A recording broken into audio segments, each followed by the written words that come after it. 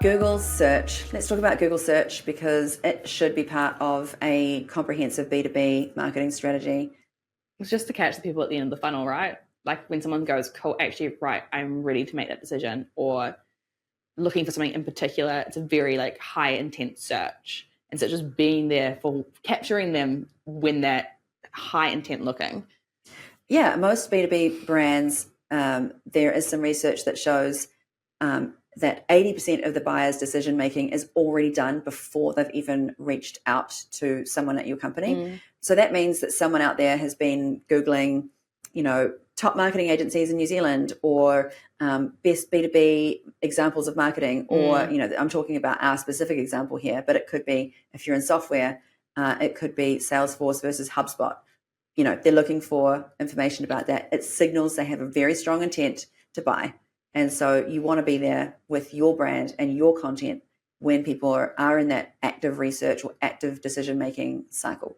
100%. Just, having a really strong list of really direct keywords that you want to capture people on, having a great strategy as well, maintaining that as well, and making sure that, you're removing negative keywords. You don't want to be bidding on stuff that is not relevant to your brand.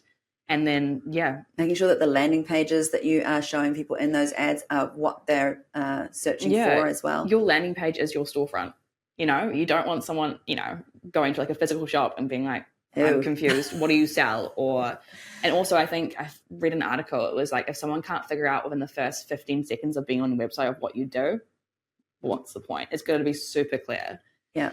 It's a little bit questionable. Some people don't like doing it, but bidding on your competitors' keywords as well. So there's no reason that you shouldn't do it. It just depends on your strategy and how aggressive you want to be. But let's use the big Goliath of tech, for instance, Datacom.